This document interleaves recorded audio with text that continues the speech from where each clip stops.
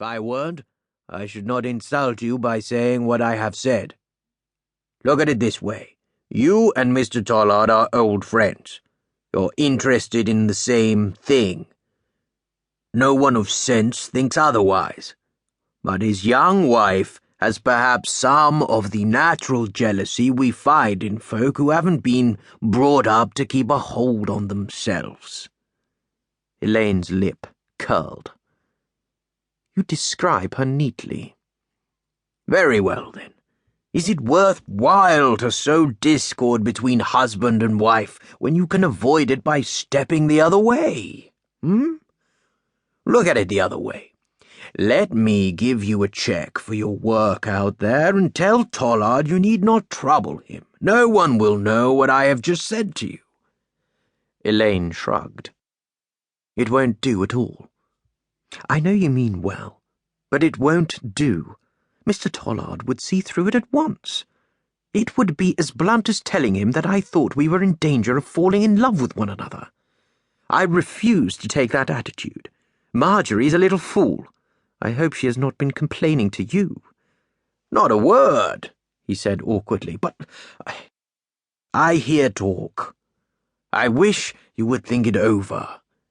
If on no other grounds you might give me the pleasure of associating myself with your important exploration. It's a weak spot in me. I'm a bachelor, and without anyone to carry on my name, I should like to be known as one who did a bit in the world. She shook her head. I'm sorry. It's quite impossible. It would be an insult to Ned, to Mr. Tollard. It would even seem to some a confession that there was something wrong. You must see that. Mrs. Tollard looks most unhappy, he said. It's her own fault, Elaine cried hotly. She has a pose. I detest her, if you must know. Like all the silly, backboneless creatures in the world, she thinks if she sits back in a chair and smiles wanly about her, people will kneel at her knees all day and worship her. I refuse to pamper her wretched emotions. Mr. Tollard and I have never been anything but good friends. I need not tell you I don't love him or he me. I needn't say that a woman of my type who loved a man would not be as discreet as I have been. I shouldn't have thought of asking, he said simply. Then why should this miserable weakling parade a misery for which she has no justification, Mr. Barley? She cried hotly. She will end by making herself a laughing-stock and ruining her husband's life.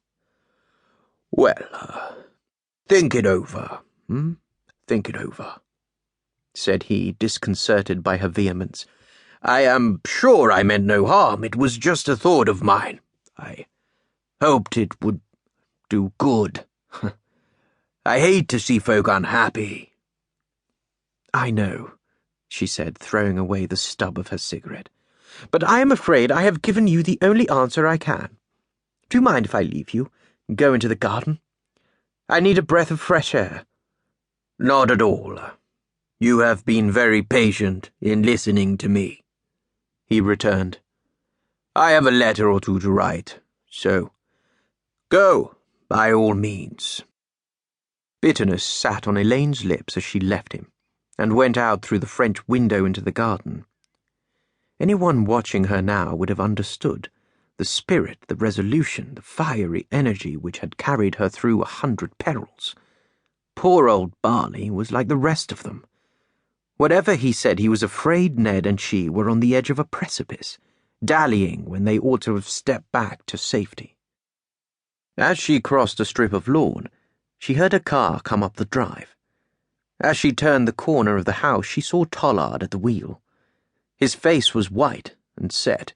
Marjorie beside him had her eyes down, but she was white too, and drooping. The Madonna Lily pose, Elaine said to herself angrily. Neither of them appeared to see her. Tollard got down and offered a hand to his wife, his face averted. She refused it with a delicate shrug. Elaine went away hurriedly. Tollard gathered up his wife's bag and books, which she had left on the seat.